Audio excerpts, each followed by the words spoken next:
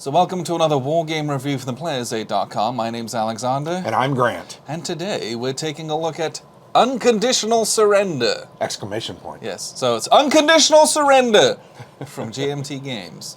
Okay. This is a massive war game. Grand strategic. This is a big two-mapper. I would grand strategic, grand tactical, whatever the difference between those two is. I think it's both. Yeah. Because of exactly what you're doing on the board, and you have all the strategic stuff going on from a political and an economic standpoint as well. I had played this solitaire a few years ago. Yep. There is a 45-minute... This is just Western Europe. Yeah, right. Just this one map, Western Europe. And North Africa. Yes. So. There's like a big old 45-minute solo review of that.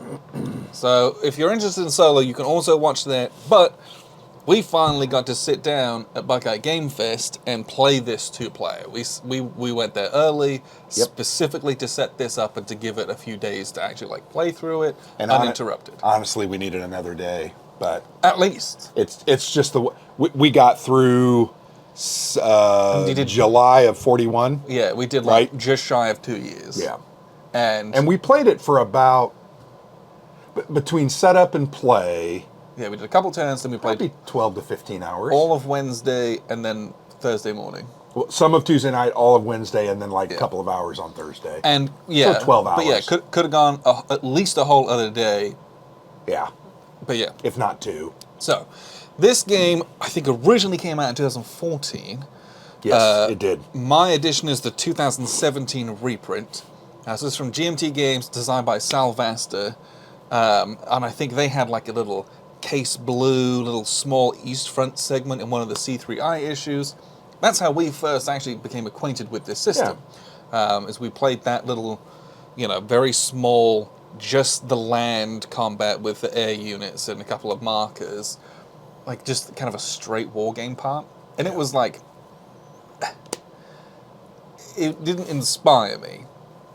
Whereas, when we played this full game, this is incredible. Mm-hmm. Like, I've talked about this a number of times over the years. This is one of my favorite games of all time. Yeah. This is a desert island game because it is so big and you can do so much with it. But evidently you would redesign it when given the tough choice between some other games that you might like better.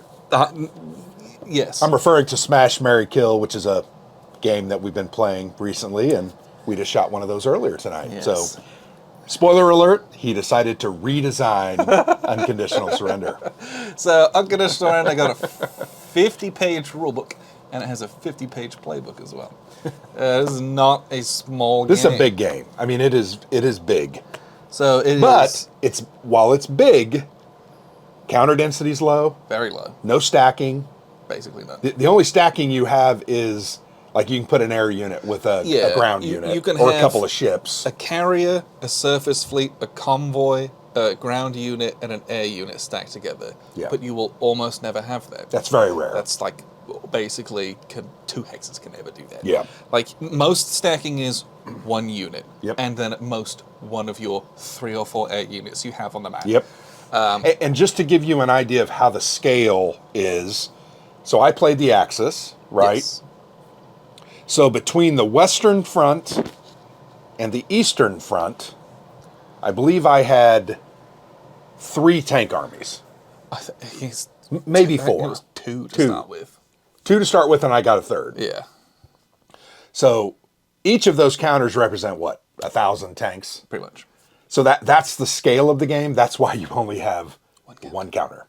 So it's a huge game in scope, in its effort, including political, military, maneuver and build-up, and combat.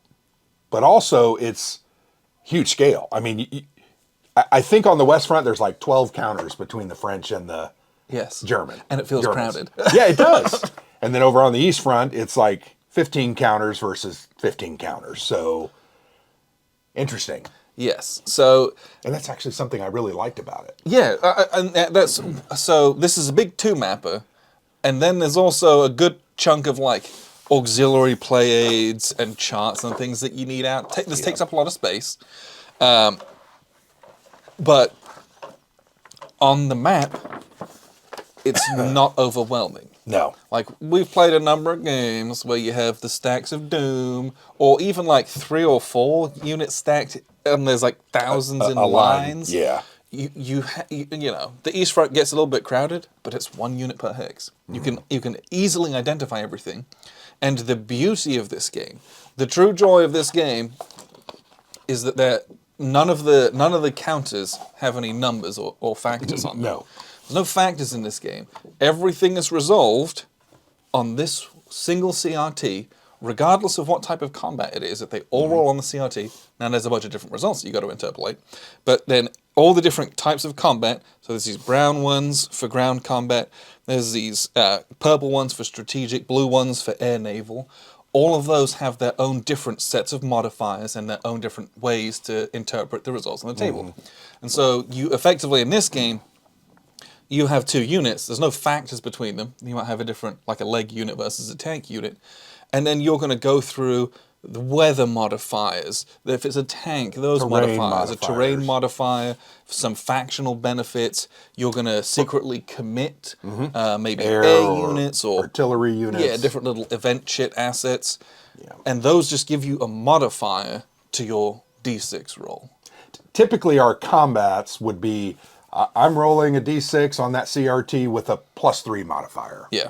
You as the Soviets or the French were rolling on that same CRT with only a +1 modifier. Yeah, or no modifier. Yeah. And so you just end up rolling with all the modifiers instead of factors, and then you just cross-reference the result, and that's what happens. I rolled a 9, you rolled a 4, you cross-reference it, oh, it's a defender retreat or a defender disrupted or... So not only do you not have big stacks of units, the units themselves, it's just a symbol. It's not crowded with like...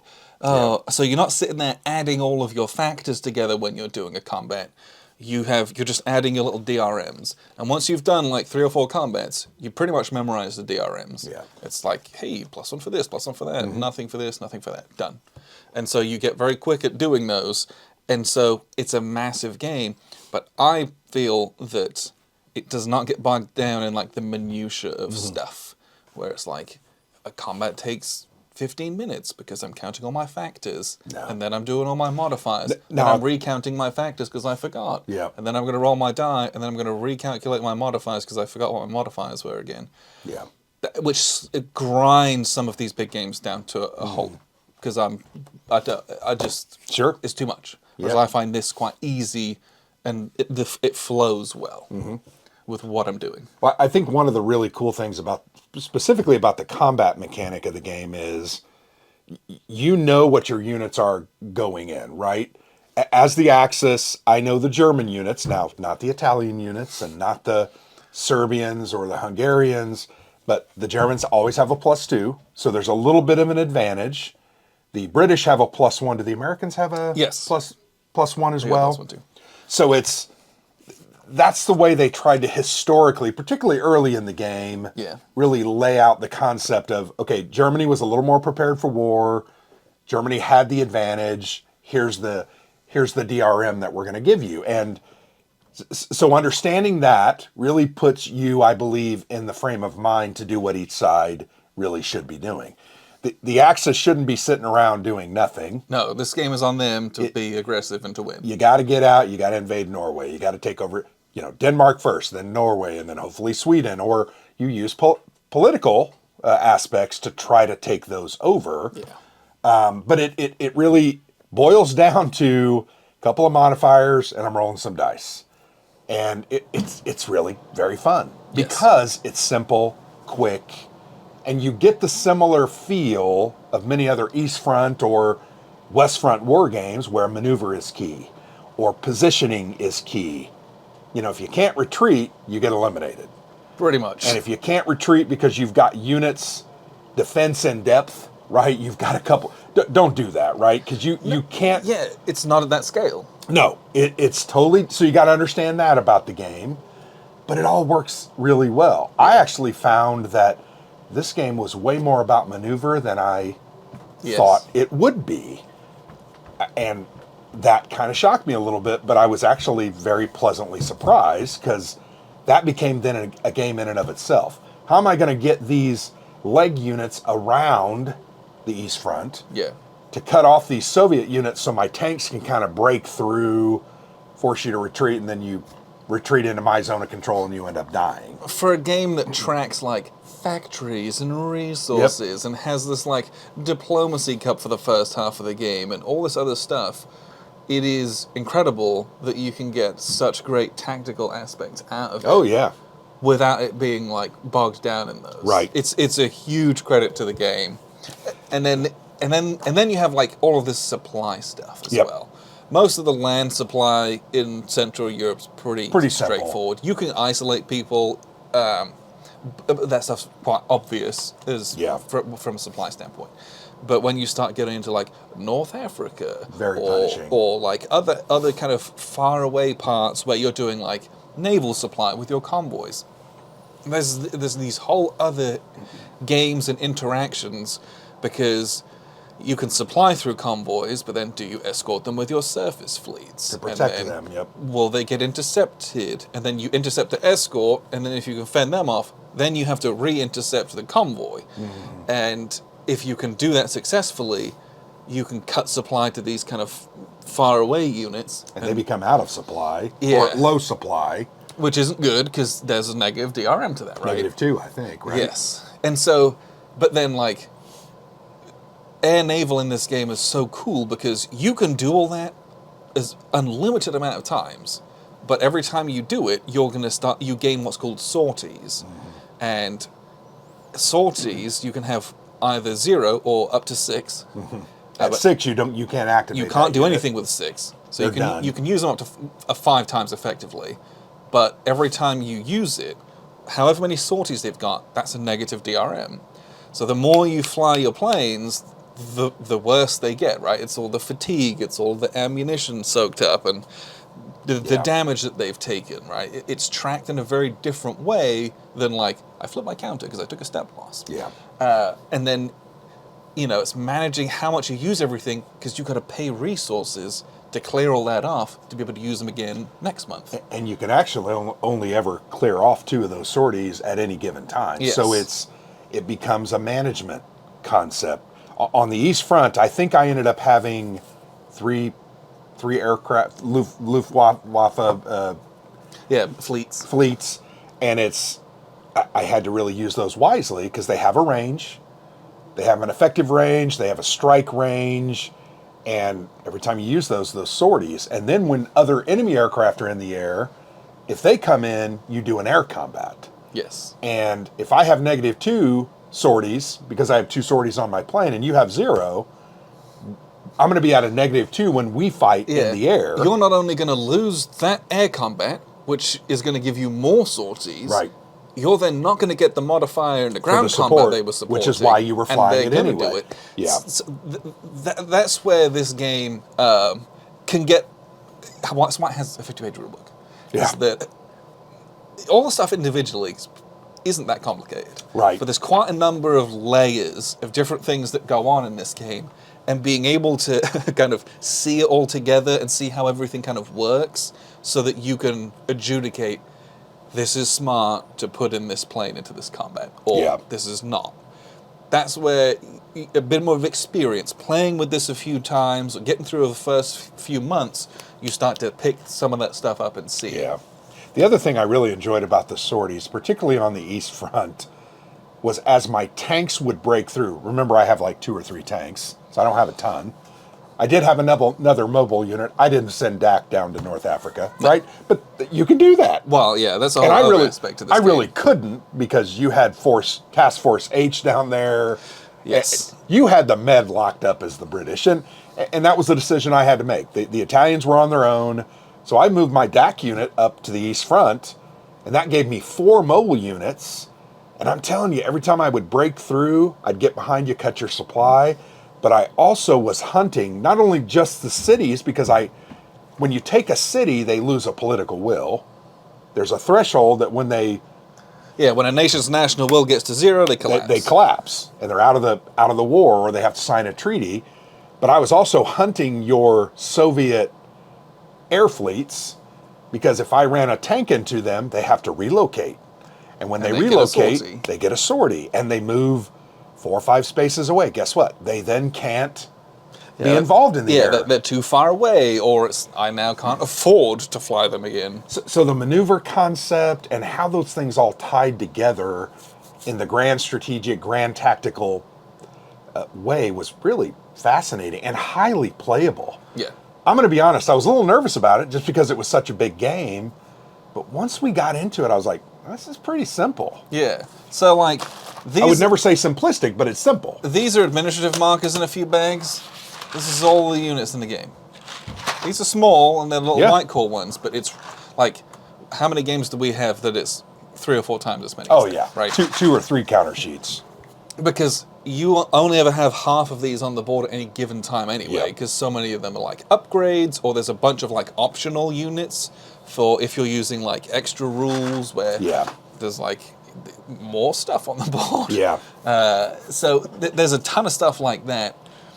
But the real joy of this game is that you can play it historically. There's a million different scenarios in here that you can do. There's 10 different 2-player scenarios. And those are all like learning games, a lot of them. And kind of like a Jerry White game where it like builds. You build and you build and you build. That's exactly what you have in this playbook. This is almost like a precursor to that. Then they got a couple 3 faction scenarios. Yeah.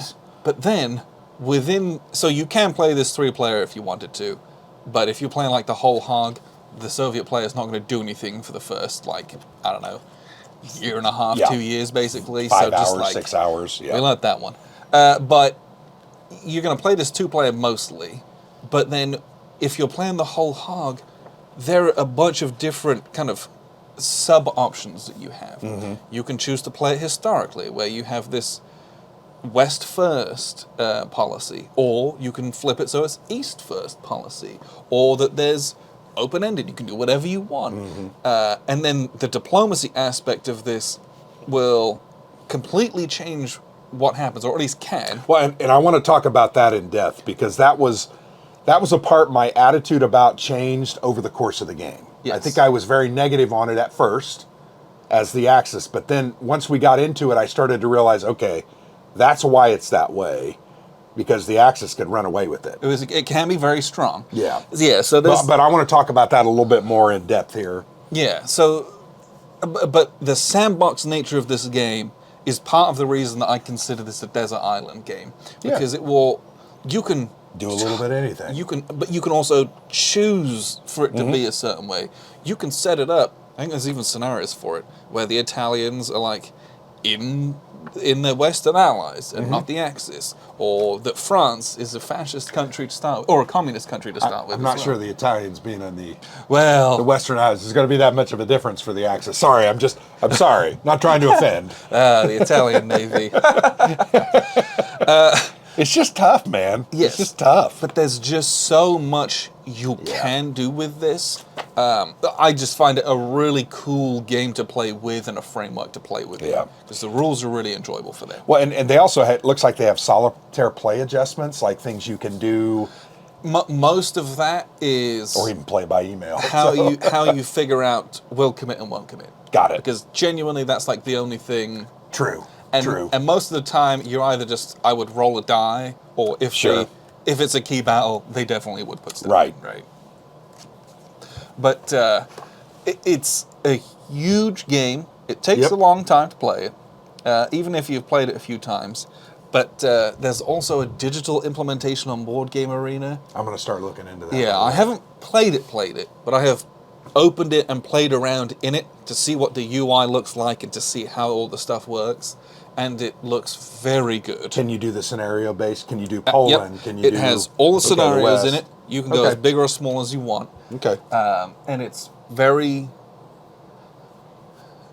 easy to look at and assess.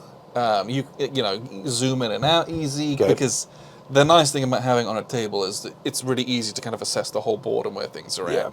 On a computer it's a bit more zoom in and out, because when it's the whole board it's friggin' small and everything. But like how you track everything and click everything, very easy and pretty clear as well.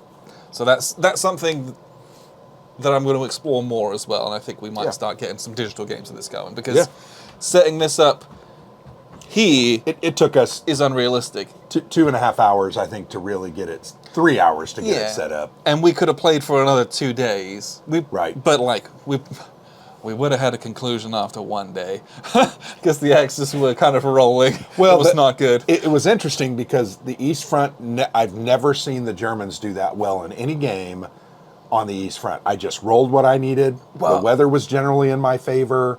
But you did what historically they didn't do. Right. They should have done, had I been in charge, it might have been different. Right? I'm glad I wasn't in charge. But they weren't, like, you kind of like sacrificed North Africa, but also you got the Balkans done much quicker than had been done. Because that was the delay of Barbarossa really like hosed them in the long run. Well, I ended up launching Barbarossa in, was it? You launched it in, I think, June of 41. Yes, a full year. Not a full year. No. You launched it about 3 or 4 months. 3 or 4 months, but no, I launched it in April. Oh, in April. I got fair weather because it got a good roll. That's right. And I decided I'm going for it. Now, May was like, not severe weather, but it was poor. But then it went back to fair. But then it went back to fair, and because of that, I didn't get all the negatives when I was attacking, therefore I could push you back. Well, and that was it. Having the extra months of the fair weather means that the progress was much swifter than it was historically. Frankly, I was to Smolensk by June. Almost. So by the end of July, I was going to be past Smolensk. Riga had fallen. I think Leningrad was going to be under pressure. Odessa was going to be had fallen.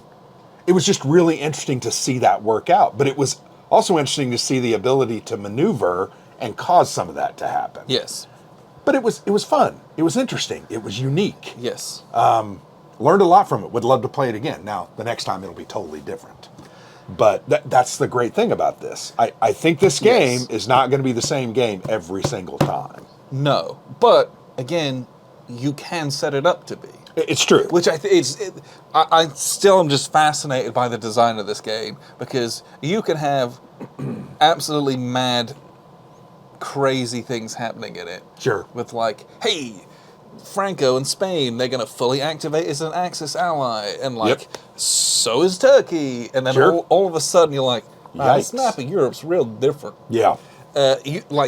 That can happen. You can do kind of some zany, wacky things like that if you have a bit of luck on your side, if you get some of those good diplomatic pulls. But that is one of the very interesting parts of that game, is that diplomatic phase. Yeah. The concept of, there's a certain amount of chits. There's really 3 different types of chits. There's a pro-Axis chit that you can basically put in a country that you want to try to annex, but you need 2 of those, right? So it's going to be a multi-turn thing. And the only way you get pro-Axis chits in there, other than the 1 or 2 that you start with, is by declaring Barbarossa and taking over Norway and, those different things. But then there's... So you start with like the generic political success, political failures, a lot of no events, and then a bunch of those USSR ceded areas. Right. And so, with just that, the diplomacy is quite slow, because it is like a 2-to-1 ratio of these no events that go off. I literally drew 13 times and either got a no event or a political failure. 13 times in a row. That's 13 months.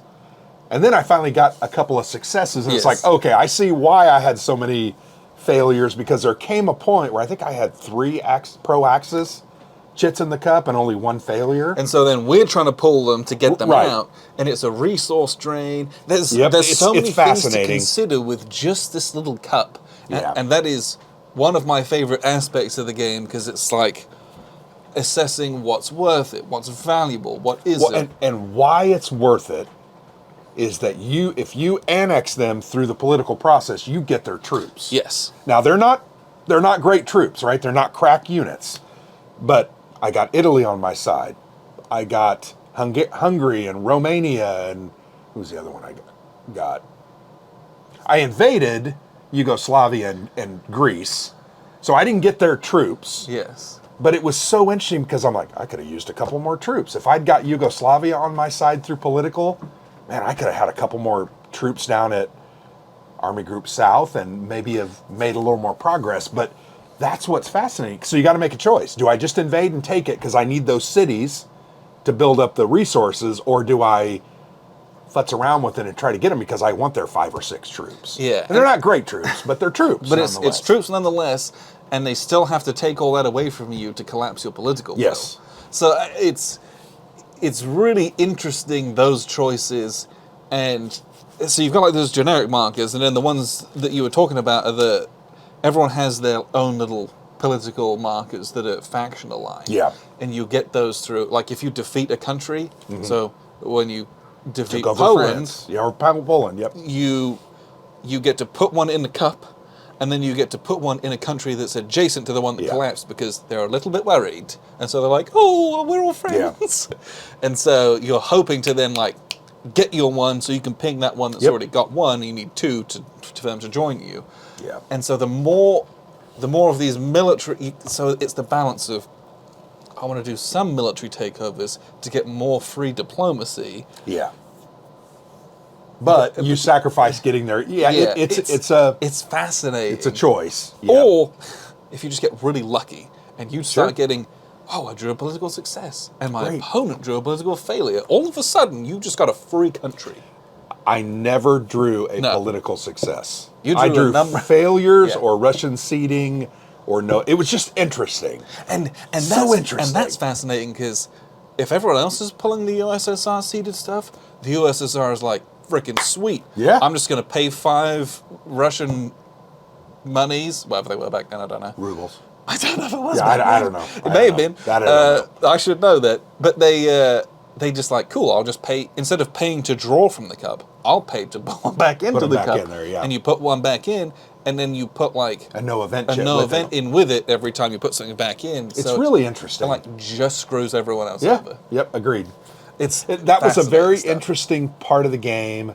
As I said, I didn't have a great opinion of it at first. It was random. It can feel not good. But by the end of 1940, I'm like, okay, I understand why it's seated the way it is. I understand why it goes the way it does. Because had I pulled some chits earlier on, I mean, it would have been really bad. It would have been a very different story. Could have been really bad. But I also like the sandbox nature of that. Basically, Spain became a Western ally, right? I had to fight tooth and nail to get Italy as my Axis friend. And it was funny because Spain doesn't have great troops either, but I was holding southern France with some garrisons, and you decided to move one of the 2 full leg units. And you rolled a 1, I rolled a 6, and I was in a city, and there was a negative free, and it was like, I'm going to disrupt myself, and I'm going to retreat, and then that put the end to the Franco, the Spanish Inquisition. Just so interesting, but having them on your side made me think differently about it. It's a small threat, right? You got to dedicate something down there to make sure that nothing stupid happens. And then Vichy French, we never got in the game, nope. Right? Didn't they come in at one time? No, you can activate them earlier. Okay. So like, because the politics goes away once you launch Barbarossa. Right.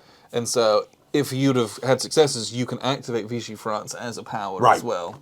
That would have been cool. But I think that diplomacy is a very cool thing. I think the game really shines in the maneuver, the planning and use of your resources in your, whatever it is, your navy, your aircraft, your transports.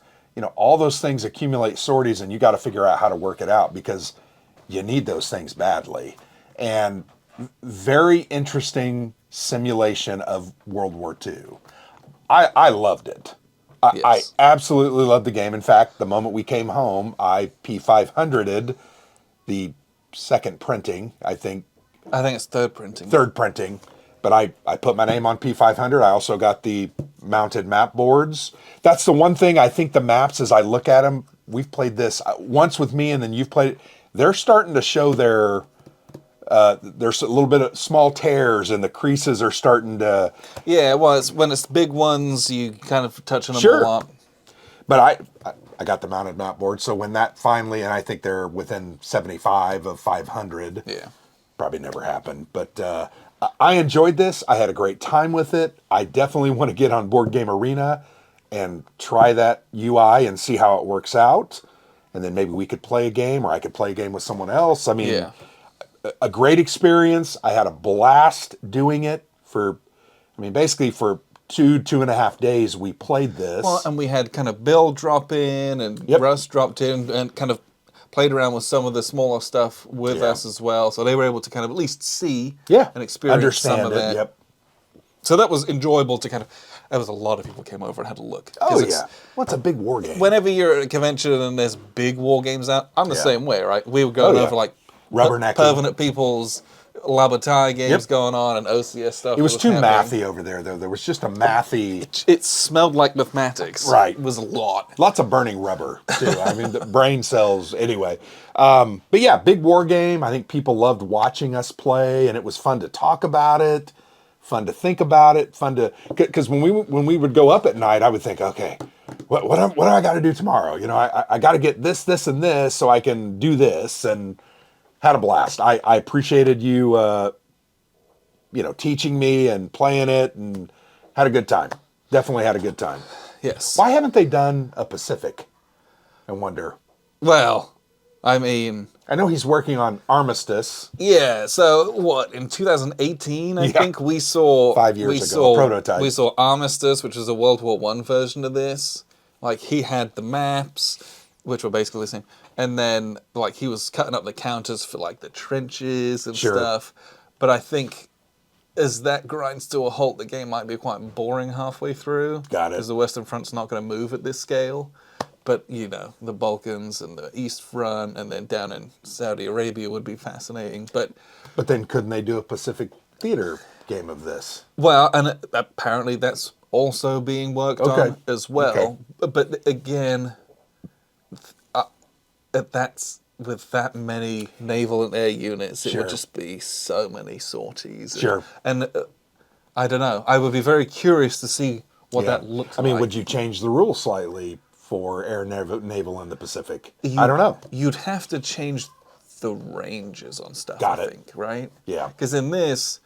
You only had a 5 range for those aircraft. Yeah, but a naval unit can move 10 naval spaces, which is effectively the whole map. Right. Right, because it's just the Mediterranean and the English Channel and but North in the Sea. Pacific, it's massive. Yeah. And so you'd have to adjust either the size of the areas or what that looks like, and I'm sure that's being worked on. But also, this is a very delicate system. Yeah.